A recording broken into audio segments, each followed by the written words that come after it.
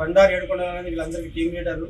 వీళ్ళ గతంలో కూడా ఈ నల్లపాడు పిఎస్, తర్వాత అద్దంకిలో రెండు కేసులు, కొన్నూరులో ఒక కేసు, ఇంకో కేసు, బిట్ర హనుమంతరావు అతను కూడా గురిజాల, నల్లపాడు, నాగార్జున సాగర్, కొన్నూరు, ఇంకొల్లు, తర్వాత బండారి లచ్చన్న, ఎడ్లపాడు, పడమట పిఎస్, విజయవాడ, అమృతలూరు, ఇంకొల్లు, ఇట్లా రకరకాల ఏరియాల్లో కూడా వీళ్ళు దాని దొంగతనాల్లో చాలా కేసులో పాల్గొన్నారు. వీళ్ళకి ఆంధ్రలో కూడా వీళ్ళ మీద సస్పెక్ట్ షీట్ కూడా మెయింటైన్ అవుతున్నది.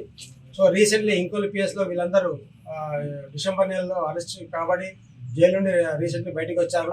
మనం ఇక్కడ కంటిన్యూగా దొంగతనాలు చేస్తుంటే ఇక్కడ ఆంధ్రాలో మనం పట్టుబడుతున్న ఉద్దేశంతో ప్లాన్గా మనం ఎక్కడ దూరం పోయి ఒక అఫెన్స్ చేద్దాం, అక్కడ దొరకరు మనకి ఎవరు గుర్తుపడే ఉద్దేశంతో రీసెంట్లీ ఒక టాటా సుమో కూడా వీళ్ళు పర్చేజ్ చేసుకుని ఏడుకొండలు అతని ఇద్దరు కొడుకులతో పాటు మిగతా 4 వ్యక్తులతో మొత్తం 6 ముఠాగా ఏర్పడి 2వ తారీఖు రోజు ఇక్కడ వచ్చి ఉద్దదంపల దగ్గర మాయమాటలు చెప్పి ఈ నేరానికి పాల్పడడం జరిగింది. సో వాళ్ళని ఈరోజు రిమాండ్ నిమిత్తం తరలించడం జరుగుతుంది. ఈఏ గారు మరియు తల్లా ఎస్ఐ గారు, వైరా ఎస్ఐ గారు, అందరు సిబ్బంది కూడా బాగా కష్టపడి ఈ యొక్క కేసును వితిన్ 2-3 డేస్లో ఛేదించడం జరిగింది. వాణిగ్రాఫ్ అప్రిషియేట్ చేయడం జరిగింది.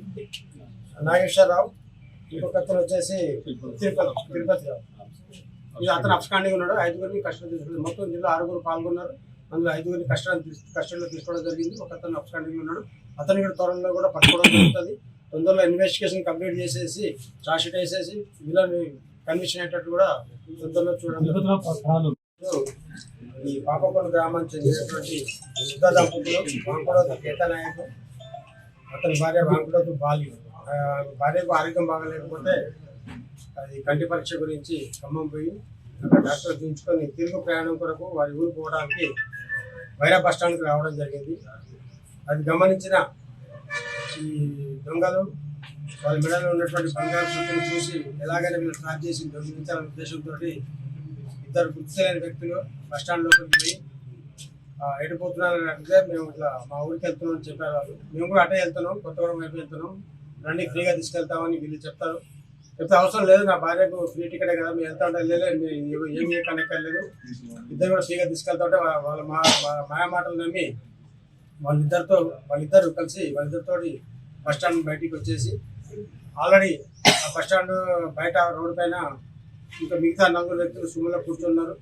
వీళ్ళిద్దరిని తీసుకుపోయి దంపతులు ఇద్దరిని ఓల్డేజ్ పర్సన్ లేడీని మాత్రం ముందు కూర్చోబెట్టి ఇద్దరిని ఎవరైతే ఫిర్యాదు ఉన్నాడో వాంకుడోతు మిగతా నాయకుని మధ్యలో కూర్చోబెట్టి బండి స్టార్ట్ చేసుకొని వైరా దాటిన తర్వాత కొంచెం దూరం పోయిన తర్వాత అందులో ఒక వ్యక్తి ఈ బిట్ర హనుమంతరావు అనే వ్యక్తి, దాని ఒక వ్యక్తి ఇట్లా ఇతను ట్రాక్ చేయడానికి కైన్స్ తీసి ఆటో స్టార్ట్ చేసిండు. అందులో ఈ పెద్ద మనిషికి ఏం చెప్పిందంటే, తాత నువ్వు 50 రూపాయలు పెట్టు, నీకు 100 రూపాయలు వస్తాయి, డబ్బులు వస్తాయని చెప్పి నమ్మించి అతను 50 రూపాయలు పెట్టించి 100 రూపాయలు ఇచ్చినట్టుగా నమ్మించేసిన తర్వాత మళ్ళీ 5,000 పెట్టు, నీకు పైసలు వస్తాయని చెప్పి 5,000 తీసుకొని 5,000 పోయినాయని చెప్పి నమ్మించారు. దాని తర్వాత నీకు 5,000 పోయినాయి కదా, ఇంకా ఏమైనా ఉంటే పెట్టంటే నాకు డబ్బులు లేవంటే నీ భార్య మెడల నుంచి బంగారం కొలిసింది కదా, అది కూడా పెట్టు, నీకు డబ్బులు వస్తుంది పైసలు అంటే నమ్మి అతను భార్య మెడల నుంచి బంగారం కొలిసి తీసుకొని అది కూడా పెట్టించిన తర్వాత అవి కూడా పోయినాయని చెప్పి చెప్తారు. దాని తర్వాత అప్పటికే పల్లాడ సెంటర్ దాటి కల్లూరు వైపు వెహికల్ టర్న్ చేస్తారు. అది గమనించిన ఈ వృద్ధ దంపతులు మేము మా ఊరికి జులుపాడ వైపు వెళ్ళాలి కదా, మీరు రిటర్న్ తీసుకెళ్తారని అనుమానం వచ్చి మేము దిగుతాం, మా సొమ్ము మాకు ఇవ్వంటే ఎక్కువ మాట్లాడే సంపేస్తాం బెదిరించారు. పల్లాడు దాటిన తర్వాత కొంత దూరం పోయిన తర్వాత ఆ వృద్ధ దంపతులు మా డబ్బులు మాకు, మా సొమ్ము మాకు ఇవ్వమని అంటే ఎక్కువ మాట్లాడితే ఎవరితో ఇక్కడే చంపుతామని చెప్పి బెదిరించి డోర్ తీసేసి వాళ్ళకు గెంటేసి బయటికి నెట్టేసి ఆ సొమ్ముతోటి క్యాష్ తీసుకొని దొంగలు అక్కడి నుంచి పారిపోవడం జరిగింది.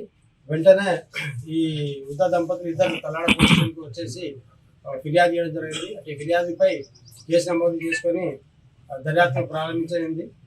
వెంటనే దర్యాప్తులో భాగంగా ఎక్కడైతే వీళ్ళు ఈ ఎవరైతే గుర్తు తెలియని దొంగలు వీళ్ళని ఎక్కడైతే పికప్ చేశారో వైరా బస్ స్టాండ్ నుంచి ఆ బస్ స్టాండ్కు వైరా సిఐ గారు మరియు ఎస్ఐ గారు అందరూ కూడా అక్కడ విజిట్ చేసి అక్కడ ఉన్నటువంటి సీసీ ఫుటేజ్లను కూడా క్షుణ్ణంగా పరిశీలించడం జరిగింది. ఆ సీసీ ఫుటేజ్లలో ఎవరైతే ఈ దొంగలు ఏదైతే వెహికల్ వాడారో టాటా సుమో, తర్వాత దాంట్లో వచ్చినటువంటి అనుమానితులు కూడా ఆ ఫోటోలు కూడా క్యాప్చర్ చేయడం జరిగింది. అందులో భాగంగా దర్యాప్తులో భాగంగా వెంటనే మన గౌరవనీయులైన మా ఖమ్మం సిపి గారు ఆదేశానుసారము వెంటనే ఒక 2 టీమ్స్ ఫామ్ చేయడం జరిగింది. అందులో భాగంగా ఈ దర్యాప్తులో భాగంగా ఈరోజు మన వైరా సిఐ గారు మరియు వారి సిబ్బంది ఈ జగన్నాథపురం క్రాస్ రోడ్ దగ్గర వెహికల్ చెక్ చేస్తుండగా కోనకల్ సైడ్ నుంచి టాటా సుమోలో ఒక 5 వ్యక్తులు అక్కడ రావడం జరిగింది. వెంటనే వాళ్ళని పట్టుకొని విచారించగా వాళ్ళ పేర్లు ఒకటి Bandari Yedukondalu, Vaddera caste, native of Satuluru, Nadendla మండలం, పల్నాడు జిల్లా. తర్వాత రెండో వ్యక్తి బిట్ట హనుమంతరావు, మూడో వ్యక్తి వచ్చేసి బండారి నాగేశ్వరరావు, నాలుగో వ్యక్తి బండారి అచ్చన్న, ఐదో వ్యక్తి లావుడ్య శ్రీనివాసరావు నాయకు. వీళ్ళు 5 పేర్లు చెప్పడం జరిగింది. తర్వాత ఫర్దర్గా ఇంకా విచారిస్తే వీళ్ళు కూడా గతంలో కూడా ఆంధ్ర ప్రాంతంలో చాలా నేరాలు, దారి దోపిడీలు, దొంగతనాలు కూడా పాల్గొన్నట్టుగా వీళ్ళు ఒప్పుకోవడం జరిగింది. ఫర్దర్గా మళ్ళీ ఆ రోజు 2వ తారీఖు రోజు వీళ్ళు ఇక్కడికి వచ్చి అమాయకం మాటలు చెప్పి వృద్ధ దంపతుల దగ్గర దొంగిలించినటువంటి సొత్తు కూడా వాళ్ళ దగ్గర ఉంటే అప్పటి ఇంటాక్ట్ ప్రాపర్టీని కూడా గోల్డ్ చైన్, తర్వాత వాళ్ళు ఏదైతే ఉపయోగించారో అది ఆట, 3 కాయిన్స్, తర్వాత సొమ్ము అంతా రికవర్ చేయడం జరిగింది. ఆ రోజు ఈ నేరం పాల్పడిన రోజు వాళ్ళు ఉపయోగించినటువంటి ఆ సొమ్మును కూడా రికవర్ చేసేసుకొని ఈరోజు వాళ్ళని రిమాండ్ తరలించడం జరుగుతున్నది.